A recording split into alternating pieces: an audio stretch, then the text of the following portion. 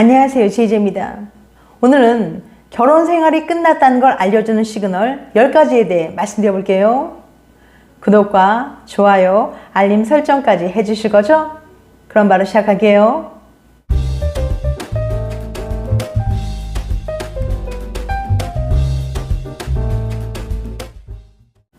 통계청 조사에 따르면 우리나라 부부의 이혼 사유 중 가장 큰 비중을 차지하는 건 성격 차이로 나타났습니다. 지난 8일 통계청에서 발표한 결과에 따르면 작년 이혼 건수는 9만 1000건으로 혼인신고를 하지 않은 부부들을 포함한다면 실질적인 이혼율은 더 높은 것으로 추정됩니다. 과거 가족 중심 사회에서 개인의 행복을 추구하는 문화가 자리 잡으며 힘든 결혼 생활을 억지로 하기보다는 이혼을 선택하는 부부들이 점차 늘어나는 것으로 보입니다. 결혼은 연애와 달리 생활 습관, 재산 관리, 자녀 계획, 가족 행사 등 함께 고민하고 맞춰가야 할 부분들이 많이 있는데요. 이 과정에서 상대방과 맞지 않는 부분을 발견하고 다툼이 잦아지면 혼인 관계를 끝내고 싶다는 생각이 들 수 있습니다. 미국 온라인 매체 허프포스트는 이혼한 남성들에게 결혼 생활이 완전히 끝났음을 느낀 순간이 언제인지 물어봤는데요. 오늘은 이 결과를 바탕으로 결혼 생활이 끝났음을 알려주는 시그널에 대해 인터뷰 내용을 통해 구체적으로 알려드릴 테니까 궁금하신 분들은 영상 집중해서 끝까지 봐주세요. 결혼 생활이 끝났다는 걸 알려주는 시그널 10가지. 첫 번째, 아들이 엄마의 새로운 친구를 언급했을 때. 저녁 식사를 하며 아들이 엄마가 아빠를 더 이상 사랑하는지 모르겠다고 말했어요. 그때 모든 게 끝났다는 걸 알아야 했어요. 아내가 아들과 함께 떠난 2주간의 여행에서 돌아온 뒤 아들은 아무렇지 않게 여행에서 함께 놀던 다른 가족과 강아지에 대해 이야기했어요. 엄마의 새 친구를 본 적 있니? 네. 아이의 단 한마디 대답이 이렇게 치명적으로 인생을 바꿀 수 있다는 건 몰랐습니다. 그때 정말 죽을지도 모른다는 생각이 들었어요. 그제서야 결혼이 끝났다는 걸 깨달았어요. 두 번째, 아내 옆에서 자는 것보다 손님 방에서 자는 것이 낫다는 것을 깨달았을 때. 아담의 인터뷰 내용입니다. 어느 평범한 겨울날 저는 전염병에 걸려 아내와 따로 방을 썼어요. 몸이 회복되고 난 뒤 손님 방에서 자는 것이 더 낫다는 것을 깨달았습니다. 결혼 생활에 변화가 생긴 단 하나의 순간을 꼽으라면 바로 그 순간일 거예요. 그 이후 각자 방을 사용하다가 결국엔 헤어지게 됐으니까요. 세 번째, 아내가 내가 싫어 라고 말했을 때, 그리고 그것이 진심이었을 때. 빌의 인터뷰 내용입니다. 대부분의 결혼 생활이 그렇듯 제 결혼 생활도 여러 도미노가 차례로 무너졌어요. 그중 첫 번째 도미노는 말다툼이었죠. 기억도 나지 않는 이유로 다툰 어느 날 아내는 저를 쳐다보면서 네가 싫어 라고 소리쳤어요. 진심이라는 게 느껴졌죠. 그 네 글자는 우리 관계를 돌이킬 수 없게 만들었어요. 네 번째, 아내의 꿈의 집이 내겐 악몽처럼 느껴졌을 때. 빌리의 인터뷰 내용입니다. 오래전부터 행복한 아내, 행복한 삶이란 말을 믿어왔지만 그것만이 정답은 아니라는 걸 깨닫는 순간이었어요. 첫 집을 팔고 새 집을 찾으면서 아내는 제가 가장 싫어하는 집에 살길 원했어요. 그 후 1년 동안 밤과 주말에 그 집을 리모델링 했고 거의 다 끝나갔을 때쯤 우리는 헤어졌습니다. 아내를 여전히 사랑하지만 그 집에서 영원히 살 수는 없었어요. 지금도 아내는 그 집에 살고 있고 저 또한 그것에 대해 행복합니다. 다섯 번째, 누군가와 깊이 연결되는 것 자체가 불안하다는 것을 깨달았을 때. 이혼 후 12년이 돼서야 깨달은 건 결혼의 실패는 결혼 생활이 아니라 그 훨씬 이전부터 시작되었다는 점이에요.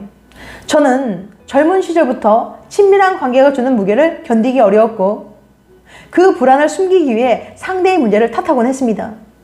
결국 관계를 지키기 위해선 나 자신부터 돌아봐야 했던 거죠. 여섯 번째, 더 이상 관계 개선을 위해 노력할 의지가 없어졌을 때.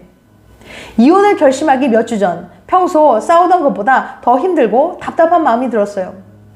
그때 이미 저는 포기했던 것 같아요. 함께 극복해야 했던 관계가 이제 각자의 싸움이 되었다는 걸 느꼈어요.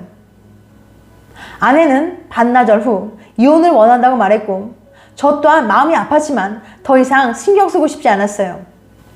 그 다음 7번째, 아내의 이혼한 친구들이 아내의 이혼을 설득했을 때. 아내가 대부분의 시간을 이혼한 친구들과 보낼 때였어요. 그때 이미 우리는 각자 방을 사용하고 있었고 부부 상담도 소홀했지만 이혼까지 가게 만든 결정적인 힘은 아내의 친구들이 네 차례다 라고 말하는 것이었다고 생각해요.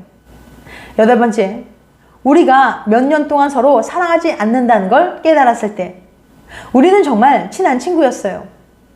마지막으로 서로를 좋아했던 건 결혼 훨씬 이전이었다는 것을 알아차렸을 때 결혼이 끝났다는 것을 느꼈습니다. 9번째, 우리가 싸우고 있는 게 아니라 그저 서로를 피하고 있을 뿐이라는 것을 깨달았을 때. 많은 부부들과 다르게 우리는 결코 다투는 법이 없었어요. 그저 서로 피하는 법을 조금씩 배우고 있었고 결국 헤어지기로 결심했습니다. 그 다음 10번째, 아내의 나쁜 행동을 합리화할 때.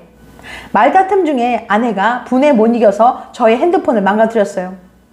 그때 이미 우리 관계가 오래가지 못할 거란 건 알았지만 그 행동을 일시적 감정이라고 합리화했어요.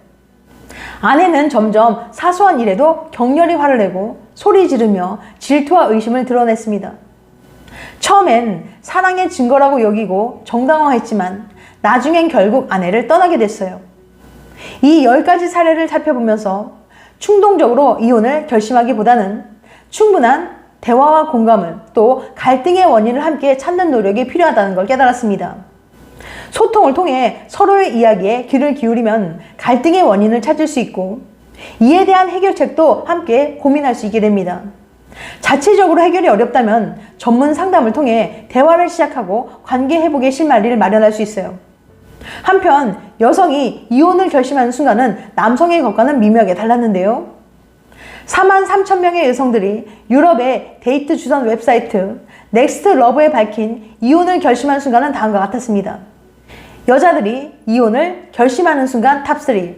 첫 번째, 공통의 관심사가 없다고 느낄 때. 전문가들은 이혼의 원인으로 부부간의 공통 관심사 부재를 꼽았습니다. 부부와 함께 생활을 하더라도 공통 관심사가 없는 상태로 대화가 단절되다 보면 자연스럽게 이혼의 위기에 노출된다는 거예요. 지난 2015년 우리나라 인구보건복지협회가 전국 기혼남녀 1,002명에게 부부의 평균 대화 시간에 대해 조사했는데요. 그 결과 부부의 하루 평균 대화 시간이 30분에서 1시간이라고 답한 이들은 32.9%, 10분에서 30분이 29.8%, 1시간 이상이 28.7%, 10분 미만이 8.6%인 것으로 나타났습니다. 즉, 부부 10쌍 중 4쌍 정도가 하루 평균 30분도 채 대화를 나누지 않는 셈이죠. 이혼 가능성이 매우 높은 겁니다. 두 번째, 애정 결핍을 느낄 때. 잠자리는 결혼 생활에서 중요한 문제입니다. 남편이 성생활에 소극적이거나 성적 관계 회복을 위해 노력하자는 요구를 지속적으로 거부하는 건 여성 입장에서 이혼을 결심하게 만드는 원인이 됩니다. 특히 이 같은 현상은 외국에서 두드러집니다. 이혼 및 상속에 관한 개인 자문을 담당하는 이재만 변호사에 의하면 서구에서는 섹스리스 부부라는 말 자체가 없다고 해요. 부부간에 성관계가 없으면 결혼 생활을 유지할 이유가 없다고 생각해 바로 이혼을 하기 때문에 섹스리스 부부라는 개념 자체가 존재하지 않는다는 거예요. 세 번째, 남편의 부도덕한 행위를 목격했을 때. 여성이 말하는 남편의 부도덕한 행위는 불륜뿐만 아니라 가정폭력, 상의 없는 주식 투자 등 경제적, 물리적 부정행위도 모두 포함됩니다. 지금까지 결혼 생활이 끝났다는 걸 알려주는 시그널 10가지에 대해 말씀드렸어요. 다시 한번 요약해드리면 결혼 생활이 끝났다는 걸 알려주는 시그널 10가지. 첫 번째, 아들이 엄마의 새로운 친구를 언급했을 때. 두 번째, 아내 옆에서 자는 것보다 손님방에서 자는 것이 낫다는 것을 깨달았을 때. 세 번째, 아내가 네가 싫어 라고 말했을 때. 그리고 그것이 진심이었을 때. 네 번째, 아내의 꿈의 집이 내겐 악몽처럼 느껴졌을 때. 다섯 번째, 누군가와 깊이 연결된 것 자체가 불안하다는 것을 깨달았을 때. 여섯 번째, 더 이상 관계 개선을 위해 노력할 의지가 없어졌을 때. 일곱 번째, 아내의 이혼한 친구들이 아내의 이혼을 설득했을 때. 여덟 번째, 우리가 몇 년 동안 서로 사랑하지 않는다는 것을 깨달았을 때. 9번째, 우리가 싸우고 있는 게 아니라 그저 서로를 피하고 있을 뿐이라는 것을 깨달았을 때. 10번째, 아내의 나쁜 행동을 합리화할 때. 그 다음, 여자들이 이혼을 결심하는 순간 탑3. 첫 번째, 공통의 관심사가 없다고 느낄 때. 두 번째, 애정 결핍을 느낄 때. 세 번째, 남편의 부도덕한 행위를 목격했을 때. 다음엔 더 재밌고 유익한 영상으로 찾아뵐게요. 끝까지 시청해줘서 감사합니다. 다음에 또 봬요. 안녕.